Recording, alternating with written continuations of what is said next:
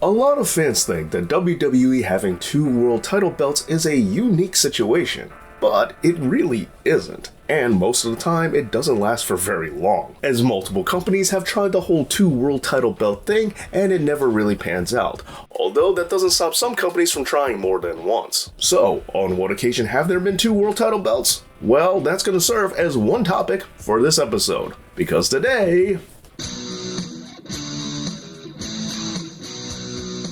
Please support this channel by subscribing, and you could support it even further by signing up over on my Patreon page, just like with Ron Hawthorne and Mangy Stray. Thank you and the rest of the Patrons for all the amazing support as you keep this channel going. Alright, so we're going to start this list off with the National Wrestling Alliance, and we're going to talk about an incident which I feel doesn't get brought up enough, especially since it spawned not just 2 world titles, but, well, many more.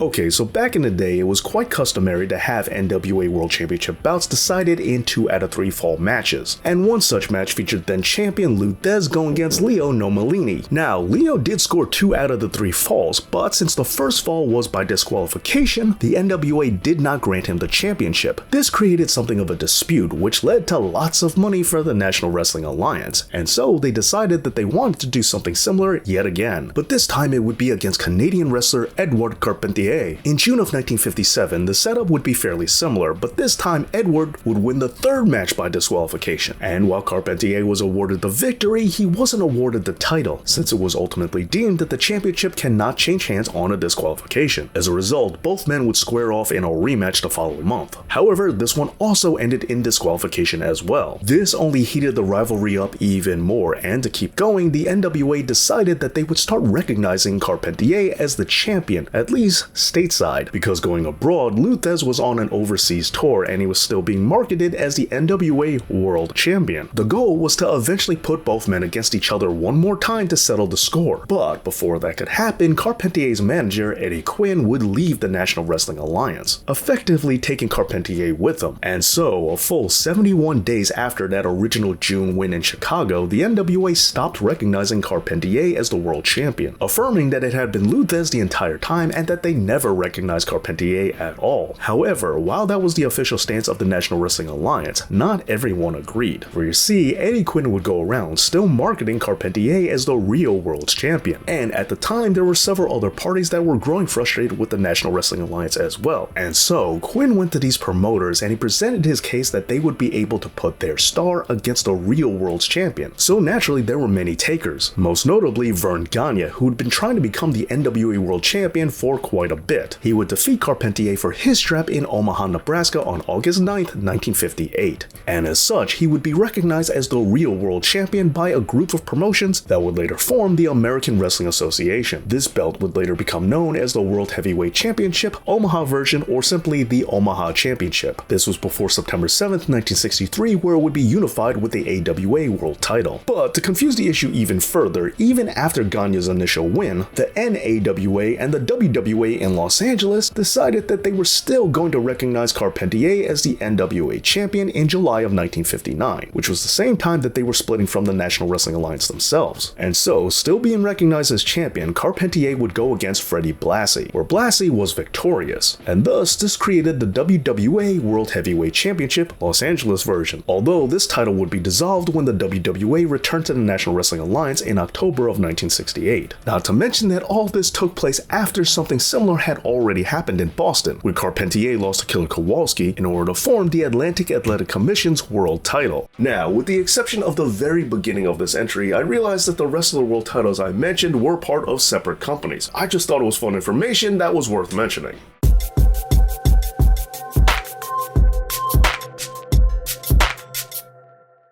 Alright, I'm sure that most of you out there are familiar with this, but let's just get this out the way because there's no way we can't bring up the WWE, but let's make it as simple as possible. Okay, so it's going to be a lot easier to just lump all these titles in together, as WWE has had a lot of secondary world championships throughout its history. We'll start by talking about the WCW Championship, which was brought over during the purchase of World Championship Wrestling back in 2001. This belt was fought over, contested, and even changed hands on WWE soil. But then, after Chris Jericho Jericho defeated The Rock and Stone Cold Steve Austin on the same night at Vengeance, he would merge the championship with the WWE title to become the first ever undisputed champion. The Big Gold Belt would make its return in September of 2002 when Eric Bischoff would hand it to Triple H, but this time it would be referred to as the World Heavyweight Championship. This would last until the TLC event in 2013, where Randy Orton would go one-on-one against John Cena to once again merge both belts, the WWE Championship and the World Championship, into one yet again, which Randy Orton did successfully. Then, 3 years later, in August 2016, following the second brand split, Raw would introduce the Universal Championship, which was first crowned to Finn Balor at SummerSlam. This would continue until WrestleMania 38, where Roman Reigns would defeat Brock Lesnar to combine the Universal Championship with the WWE title to become the undisputed champion. However, despite this, both title belts would still be paraded around alongside the Tribal Chief, and somehow, even after receiving a new belt to represent both championships, he would still carry around both straps. Weird. And of course, most recently, Seth Rollins won a tournament to bring back the World Heavyweight Championship, but this time it featured a big WWE logo right in the center. Although, let's not forget about the first time the Big Gold Belt made an appearance in the House of McMahon, as this happened back in 1991, where a disgruntled Ric Flair showed up carrying the NWA World Championship. And yes, we will be talking about this more in just a little bit. Oh, and really quickly, WWE also had that fake ECW title belt, but I don't count that for anything.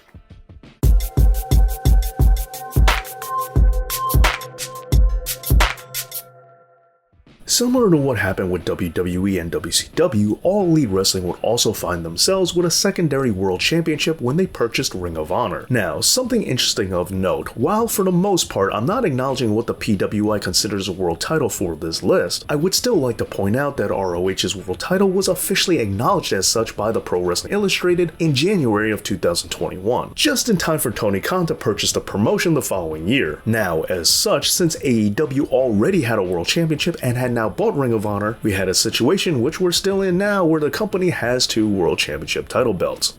But speaking of this rough time frame,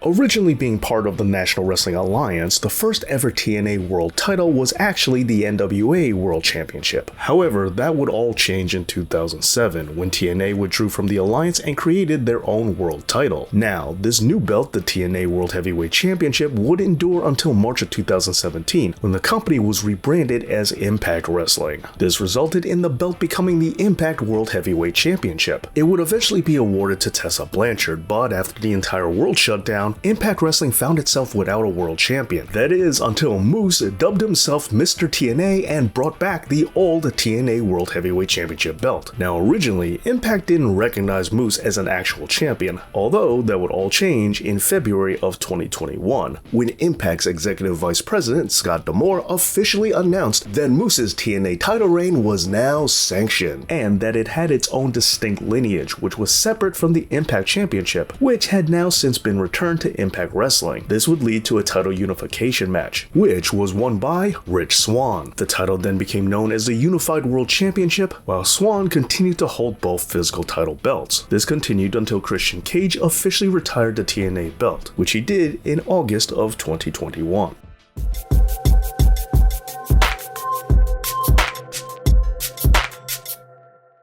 Okay, so now it's time to go back to that time that Ric Flair left WCW high and dry without their famous Big Gold Championship title belt. After the 10 pounds of gold, the NWA decided to create a brand new World Championship title belt, and they did so with one that would eventually become known affectionately as the Big Gold Belt. Then, after the formation of World Championship Wrestling, the NWA World title would be the top prize for WCW, and the belt would be recognized by some as simultaneously being both the NWA World Championship and the WCW World Championship at the same time. That is, until Ric Flair left the company with the title belt in hand. As a result, WCW stripped Flair of the title, even though they didn't have the physical belt, and they declared that Lex Luger would be the new WCW World Heavyweight Champion. Eventually, the strap would work itself back into WCW, with the belt first being returned and then being awarded to the winner of the 1992 G1 Climax tournament. And yes, New Japan already had a title at that time, so consider this something of a bonus entry. And it wasn't just the belt either, as Ric Flair would also return to World Championship Wrestling. But with the WCW title already established, what to do with this big gold strap? Well, the powers that be decided that they would call it the WCW International World Heavyweight Championship, with it serving to represent as a separate world title for the newly created subsidiary WCW International, which really wasn't all that much of a thing. Now, this wouldn't even last an entire year, with the WCW International Big Gold Belt being unified with the WCW Championship, and the man to do this was, of course, none other than Ric Flair.